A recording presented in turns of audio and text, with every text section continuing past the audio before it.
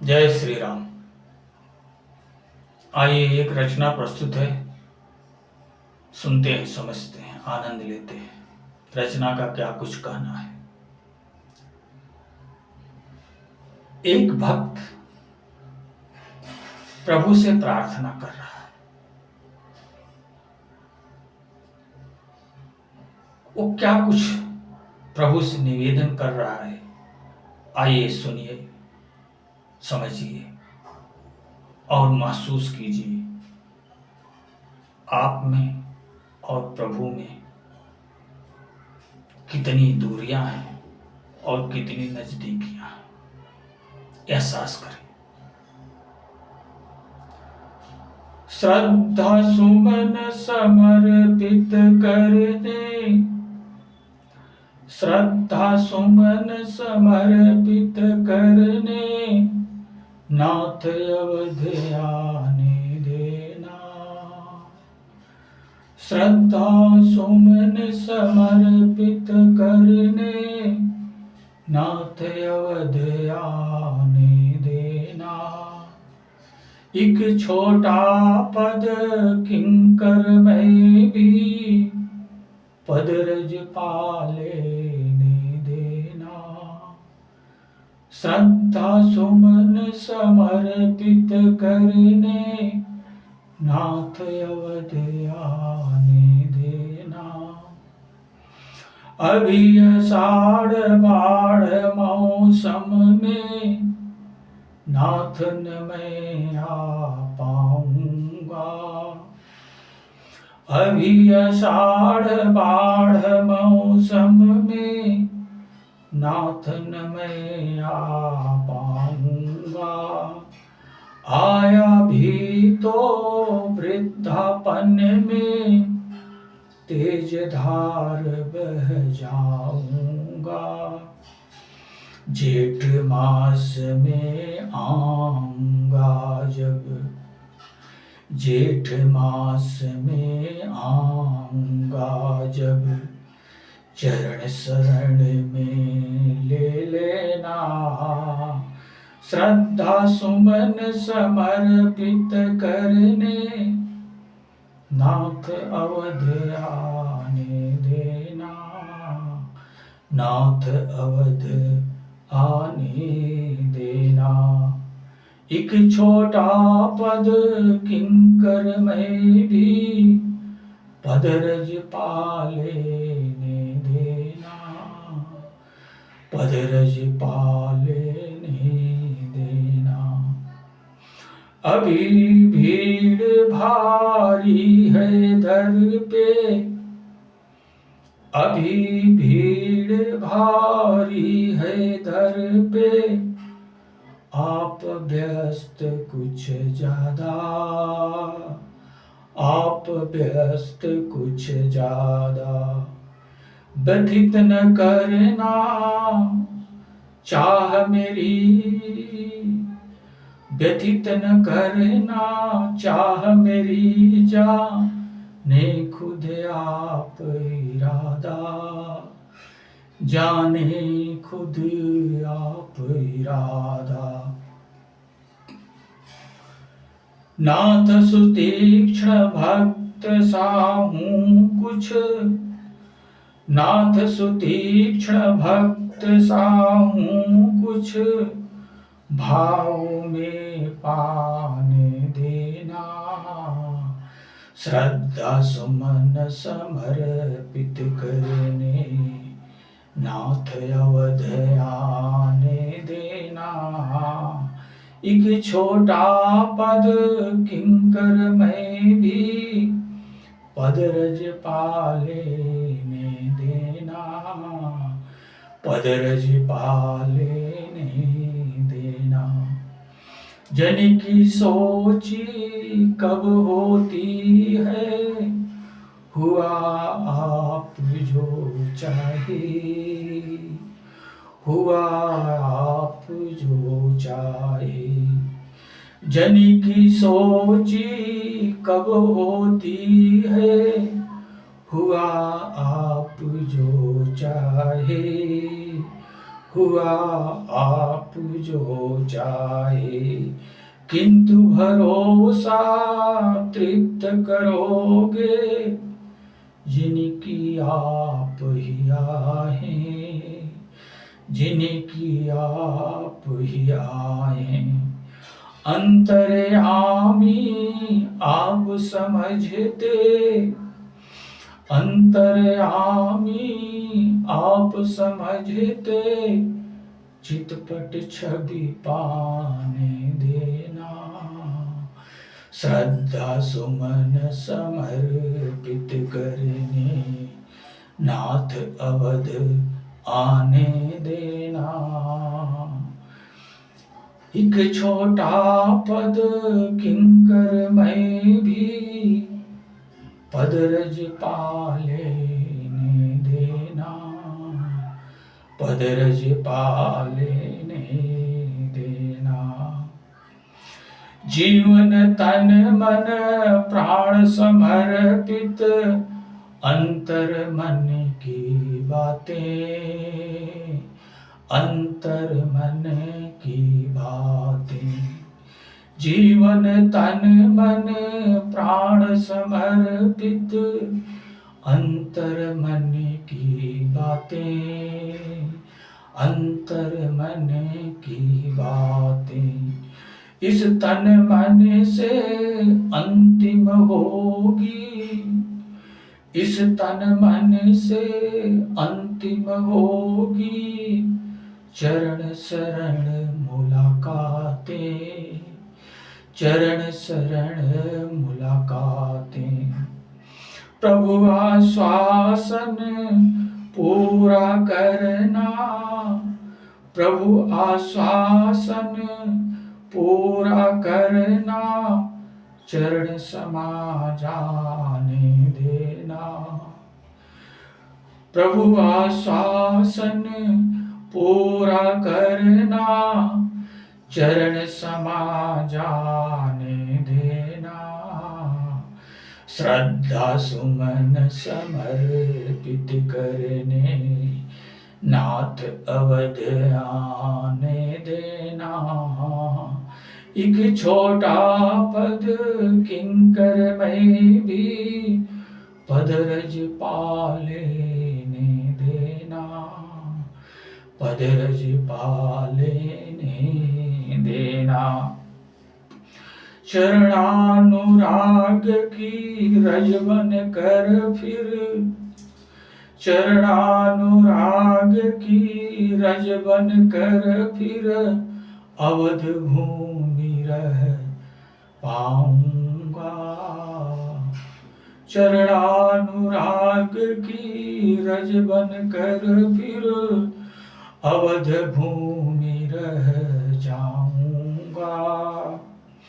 सरजू तीर भक्त आएंगे, सरजू तीर भक्त आएंगे, पदरज पाहर साऊंगा।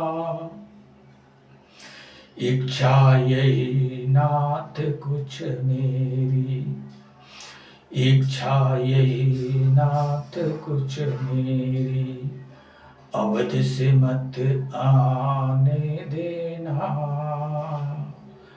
इच्छा यही नाथ कुछ मेरी, अवध से मत आने देना। श्रद्धा सुमन समर्पित करने, नाथ अवध आने देना। एक छोटा पद किंकर में भी, पदरज पालेने देना, पदरज पालेने देना। तो ये भाव उस भक्त का क्यों ऐसा है? क्योंकि वो भक्त जीते जी अपने प्राण को प्रभु के श्री चरण कमलों में समर्पित कर चुका है। एक परिदृश्य घटित होता है। एक परिदृश्य घटित होता है। एक वृक्ष के नीचे,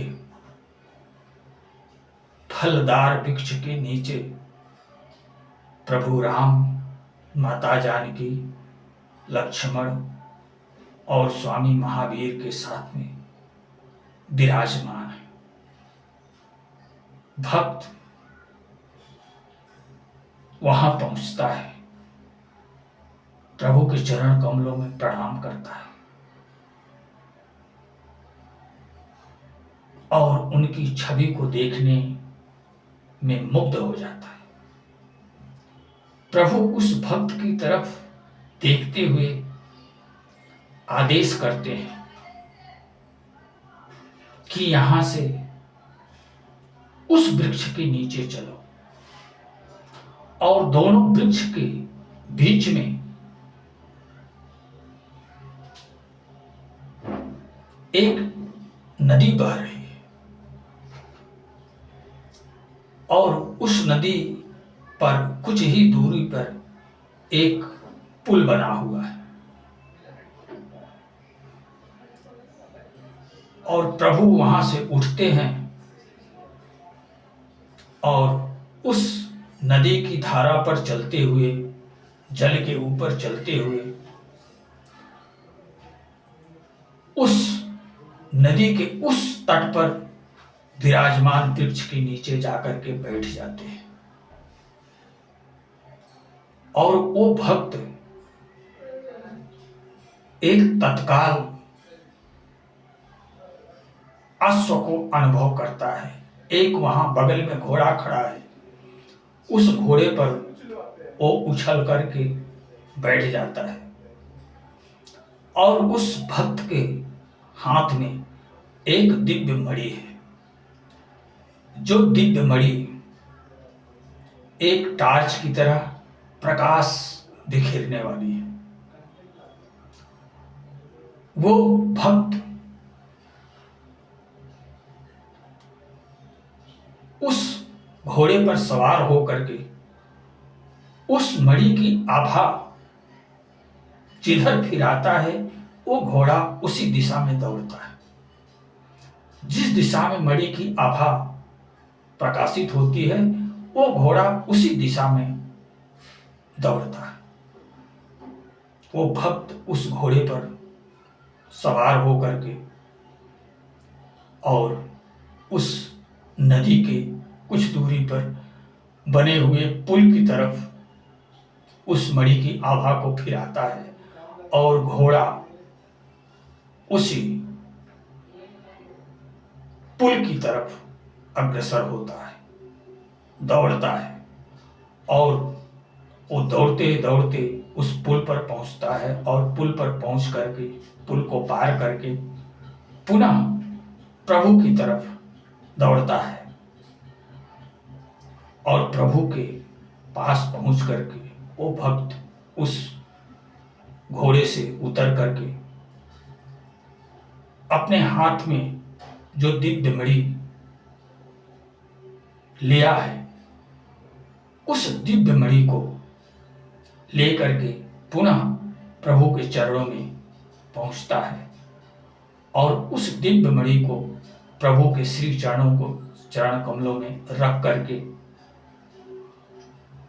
और अपने सिर को प्रभु के चरणों पर रख देता है और प्रभु वरद मुद्रा में उसे अपने आशीर्वाद से अभिभूत करते हैं।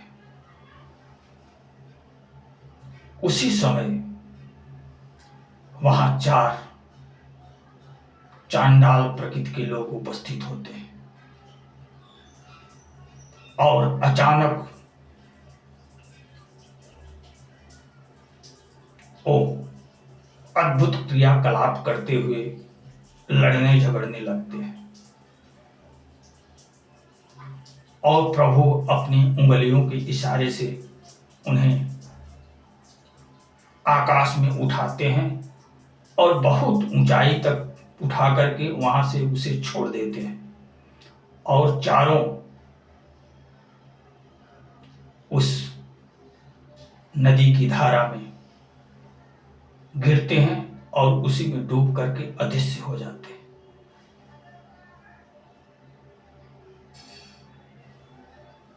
भक्त के भाव में इस तरह की घटना घटित हुई रहती है और भक्त अपने आत्म तत्व रूपी उस मणि को प्रभु के श्री चरण कमलों में समर्पित कर चुका होता है, किंतु वो एक स्वप्न के रूप में इस दृष्टांत को देखता है।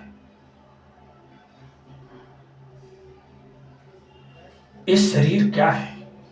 यही शरीर घोड़ा है, यही शरीर घोड़ा है और इसी शरीर के ऊपर एक जीवात्मा रूपी घुड़सवार बैठ करके इस घोड़े को दौड़ा रहा है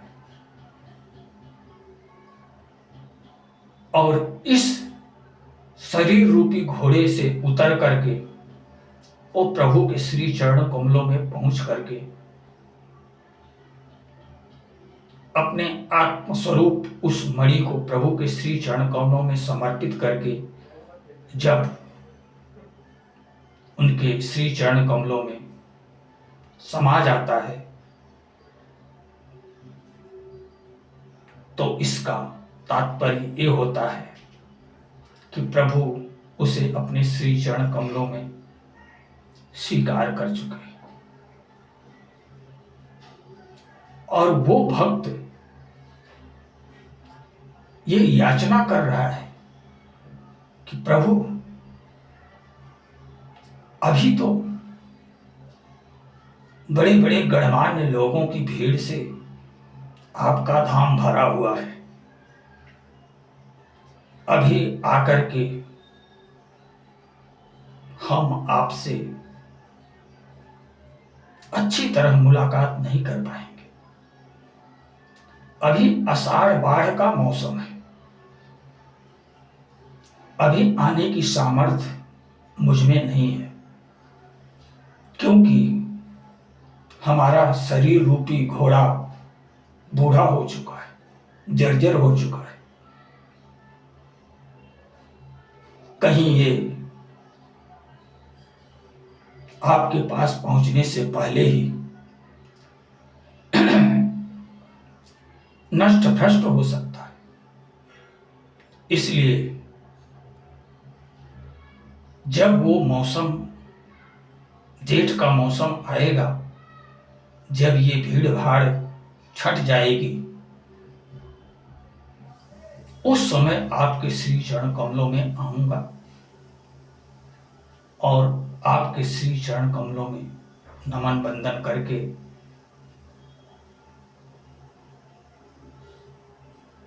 अपने नेत्रों की प्यास बुझाऊंगा। और वो दिन प्रभु कुछ ऐसा होना चाहिए, कुछ ऐसा होना चाहिए कि जिस तरह का दृष्टांत आपने हमको दिखाया है, कई वर्षों पूर्व जो दृष्टांत आपने दिखाया है, उस दृष्टांत को साकार करना। जब ये भक्त आपके चरण कमलों में पहुंच जाए तो इस भक्त को आप अपने चरण कमलों में समा लेना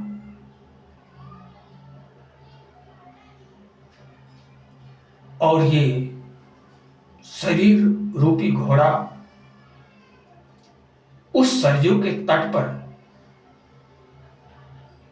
चिता में भस्म होकर के अयोध्या की धूल में मिल जाए। जिस अयोध्या की धूली पर भक्त संत पधारते हैं, सरयू जी में स्नान करते हैं, सरयू जी में स्नान करके आपके श्री चरण कमलों का दर्शन पान करते हैं, उन भक्तों का पद रज जब हमारे शरीर रूपी रज पर पड़ेगा तो उससे मुझे हर्ष प्राप्त होगा। भक्तों के चरण कमलों को मैं छू सकूंगा, हर्षित हो सकूंगा और सरयू के किनारे हमारे शरीर के अवशेष उस रजकण में मिले होंगे।